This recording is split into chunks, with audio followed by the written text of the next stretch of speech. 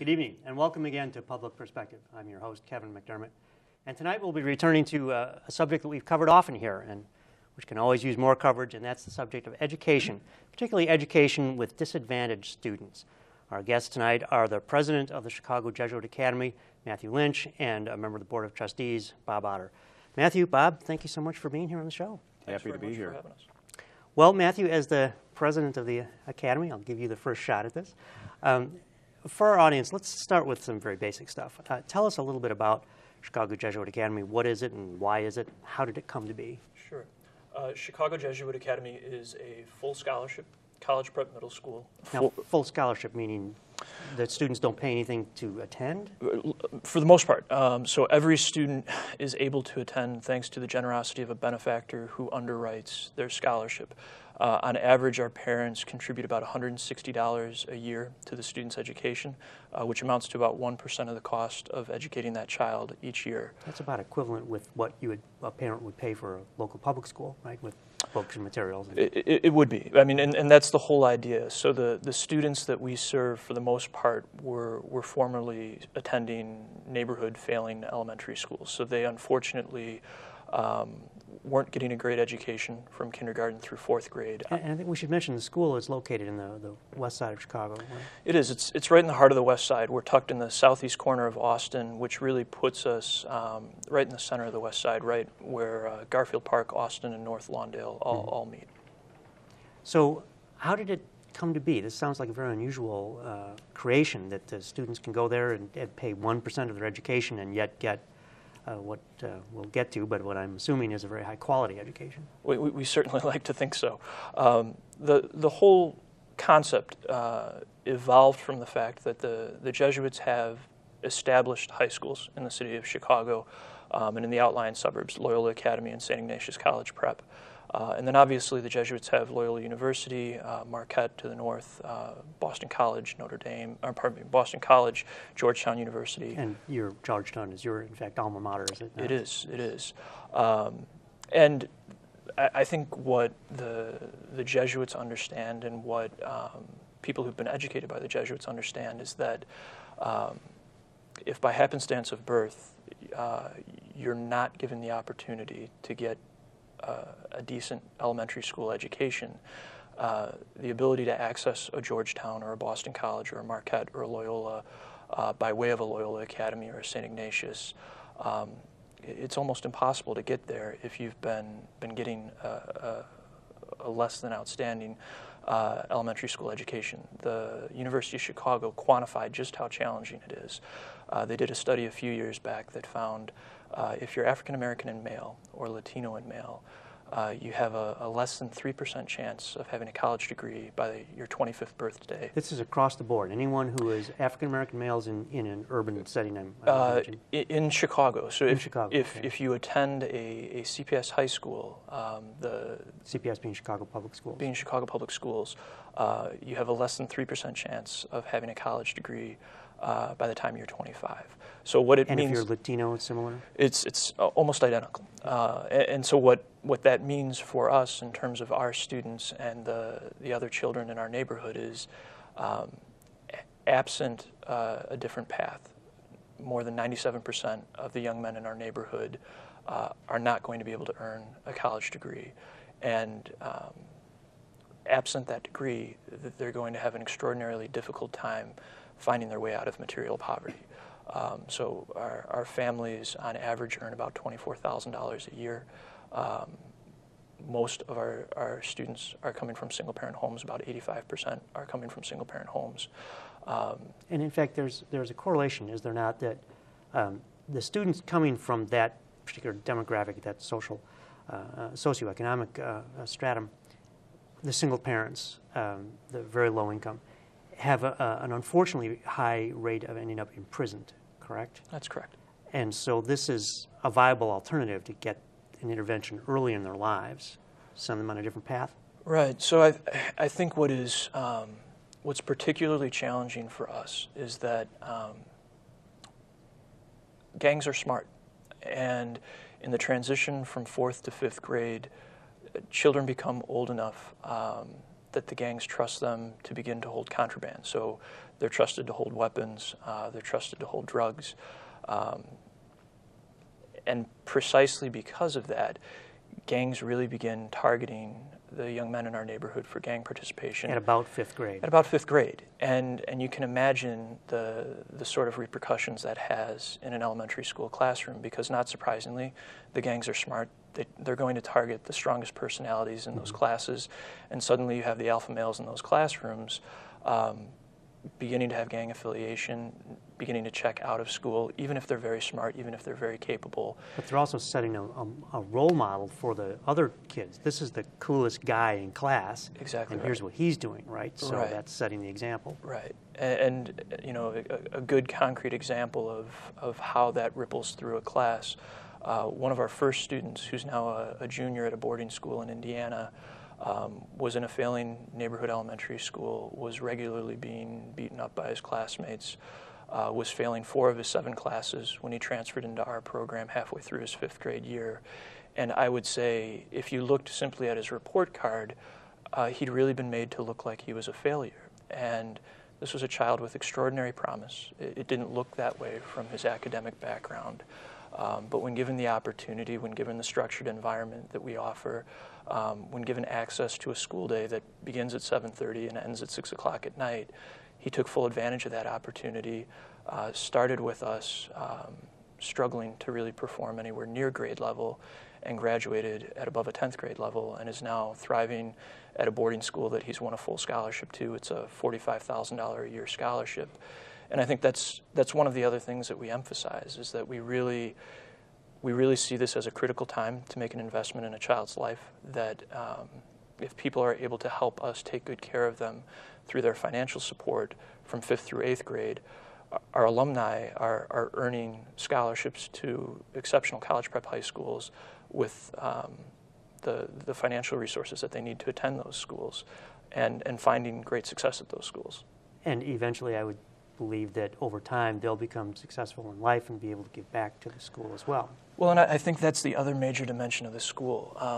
You know, the idea isn't simply that we empower a child with the academic skill set he needs to hit the eject button and disappear from the neighborhood that's home, that the neighborhood that is home to his family.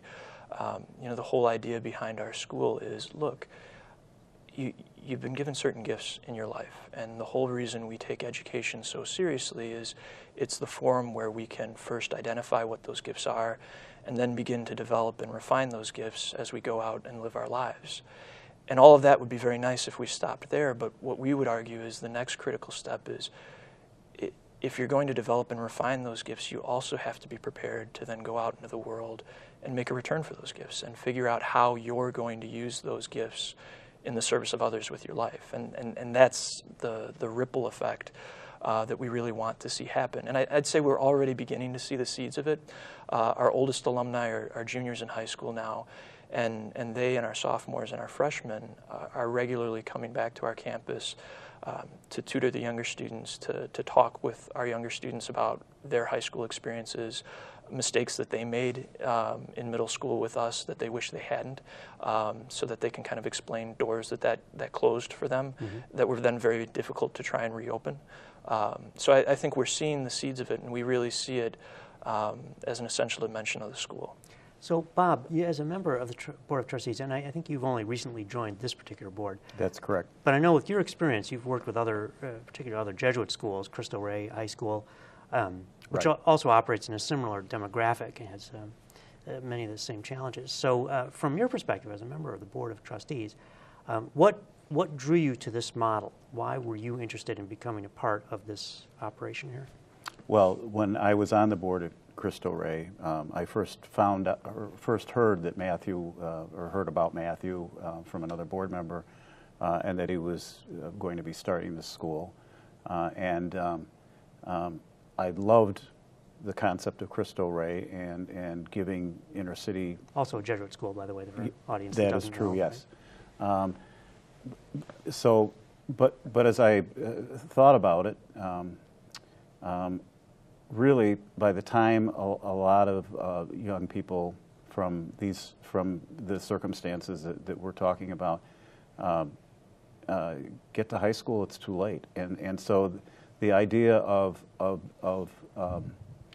being involved in something that caught kids, not caught, but started intervened at the appropriate time. Right? Started kids off at a younger age.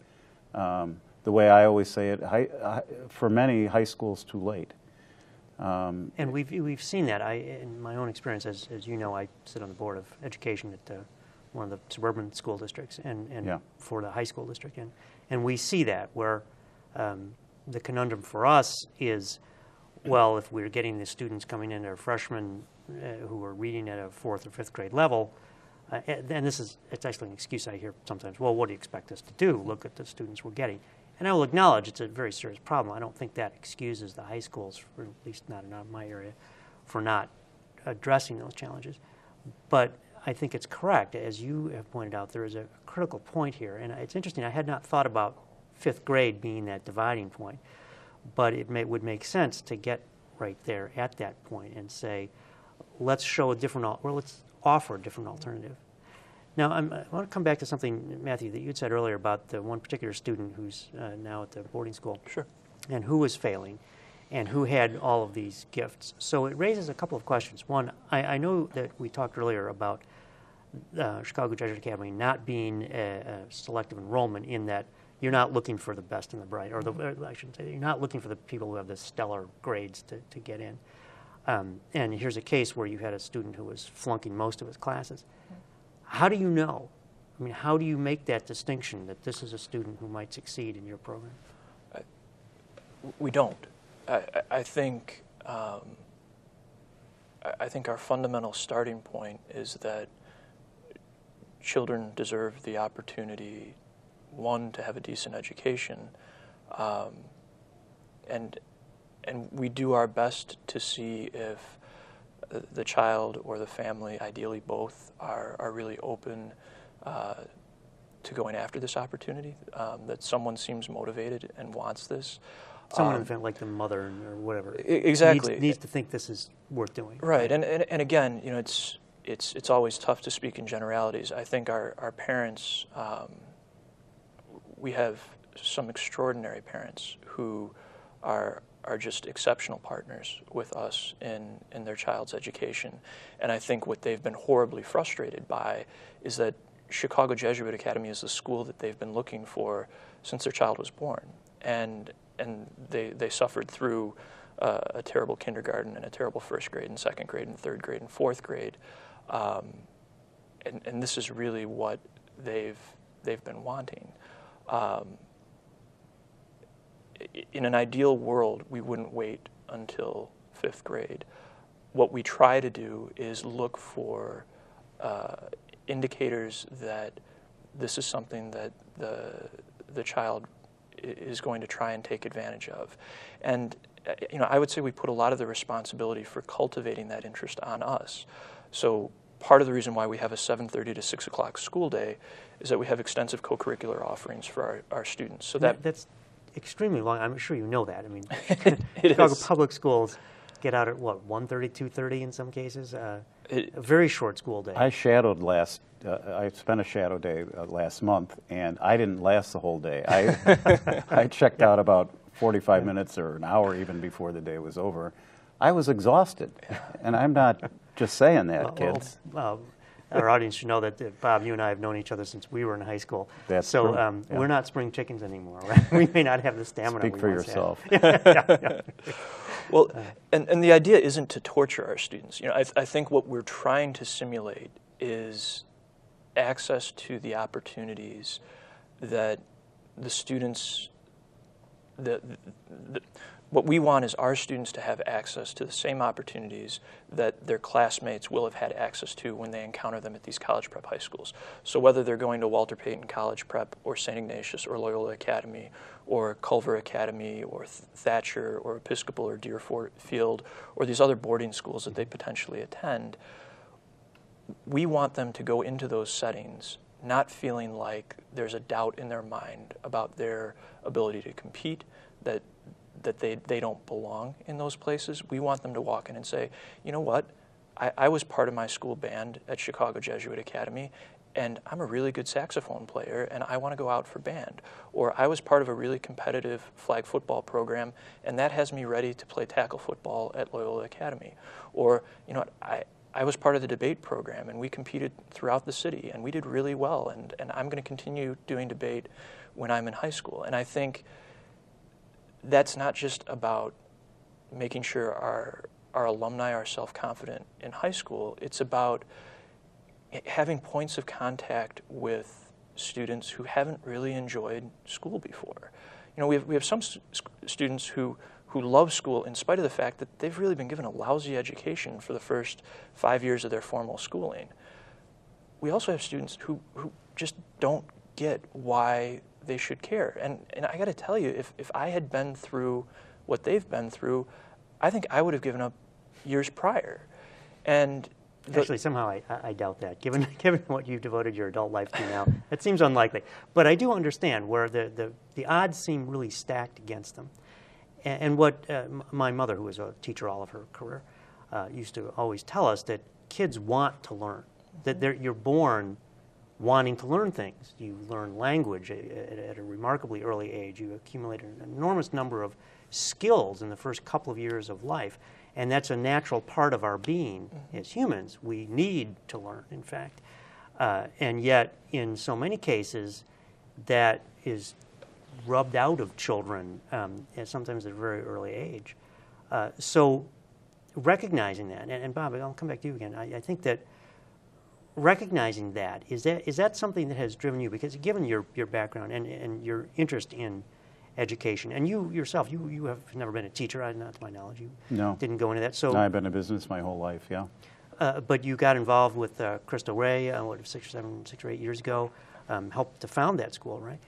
Well, I was involved in it from early going, but no, I didn't help found it. But you were an early supporter and participant. Yeah. So what is it that you see? I mean, what is the vision that you and Matthew share about kids and the potential and the even playing field? Yeah, I mean, I just think about my own life. I grew up in a suburb, and our family didn't have a lot of money, but we happened to have more or less inherited a family home that was a very nice home, and from a large family, and 4 boys, and we all went to Loyola Academy, and we frankly the family didn't have the funds to cover the tuition, and the school helped us, all 4 of us, with our tuition, and that allowed me to fully experience high school, not just the scholastic part, but you know, the extracurriculars as well, and so I never forgot that, and I've been very drawn to educating inner city youth. It's just, it's, as far as I'm concerned, it's easily the most chronic problem that our country has, and so that's what drew me to it, and you know, I just think about our young men. I was reflecting on this today. I happened to grow up next door to a member of the Board of Trade, and as a high school kid, I got a job at the Board of Trade because of him, and you've made that your career? That's been my career. But my point is, you know, when I think about the community around Chicago Jesuit Academy, these young guys don't have, their next door neighbor is not a member of the Board of Trade, and you know, those are opportunities that that I think a lot of us don't even stop to think about, and so I don't know. I guess in a nutshell, I just felt like either you can complain about it, or say let the government do it, or step up and try to, you know, at least change as many lives as you can. And interestingly, now since all 3 of us, in fact, have backgrounds with the Jesuits, Bob, you and I went to Jesuit schools, and right. And Matthew, you are the president at a Jesuit school and attended Georgetown. The Jesuits are known for education. I mean, that is their stock and trade. They're famous for that. And of course, Catholic priests have come under a lot of fire lately. But here's the other side of that equation. And what do you think it is about the Jesuit model that is so effective? Well, I think it's fundamentally what we were discussing earlier. The fancy word that the Jesuits use is Ignatian pedagogical paradigm. And in English, that would be? It's a very simple idea, and I would say if any of us would reflect on our best teachers in our lives, it's what they did. So their starting point was who we were and understanding who we were. And then they were very good at giving us experiences that challenged who we were. And then they gave us time to reflect on that and then figure out from that reflection what our next actions should be. And then they encouraged us to evaluate whether or not those actions were working. And then they kept pushing us through that cycle. And you know, it's interesting that that's a 450-year-old educational philosophy, and it is what all of the best education research would tell us today is the best way for an effective teacher to proceed with any of their students. That, you know, if you don't understand who I am as a student, how in the world are you going to get me to learn? And I think that's why we do, you know, simple things. Every class at Chicago Jesuit Academy begins with our students lining up outside the class, and their teacher greets them at the door, looks them in the eye, says to them good morning or good afternoon. Addresses them by name, I assume. By last name, in fact. Mm-hmm. So it's Mr. Robinson, Jones. Mr. Jones. Mm-hmm. And again, the whole idea is to create an atmosphere of respect in school that the student maybe hasn't known before. But more importantly, it's that teacher's first opportunity to take stock of each student's context as they're coming into that class. If I can't look you in the eye and say good afternoon, maybe I'm just tired, but maybe I'm dealing with something terrible. You know, or maybe no one has ever taught you that that's the appropriate way to interact with adults or even your peers. I think all those things are possible, and I think, you know, you can travel to schools all over Chicago and the surrounding suburbs where that's a skill that perhaps a student of middle school age is going to struggle with. What we view that as is an opportunity to really get a sense of where the child is. And it's our signal that either a child is okay and is ready to learn, or a child's struggling with something, and you know what, I can have the best algebra lesson in the world planned for that day, but if I'm not taking stock of who that child is in that moment, and I'm not hearing from them that, you know, last night, unfortunately, there was an incident of domestic violence in their home, or, you know, they didn't get the meal that they needed, and so, you know, they got to school late and didn't get the breakfast that we offer on a daily basis. You know, those types of things, if I'm not paying attention to it, well, good luck getting through a 10-and-a-half-hour school day if I don't hear that from a child and say, okay, let's have you go talk to the dean of students, let's get you breakfast, we'll get you a good healthy breakfast, and then we'll get you back into the day, and we're going to have a successful day. So how does, give me an example, how would that be determined? You know, those are things that I'm sure children, you know, they've learned to defend, particularly if they're coming from bad domestic situations. They can be very defensive and hide a lot of that stuff. So give me an example where a teacher might see that, or how would they ferret that out and be able to deal with it?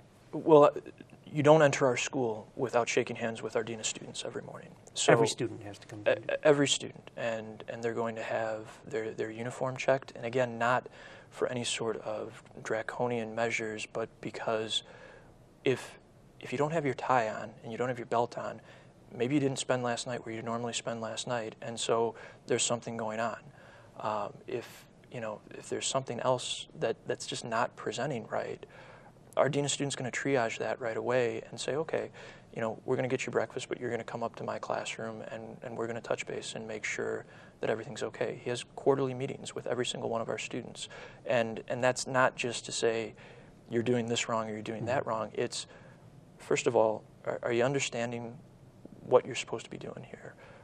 What's your goal? What's the reason why you're coming to school every day? Has the goal changed since the last time that we talked?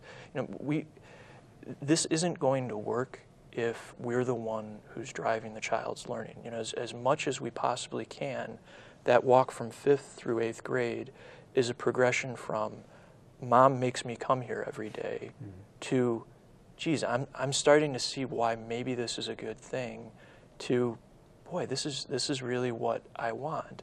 And I would say what is most unfair about what we ask our students to do is take a level of ownership over their learning that most of us didn't have to take on until our last years of high school, if not college. Why would you say that's unfair?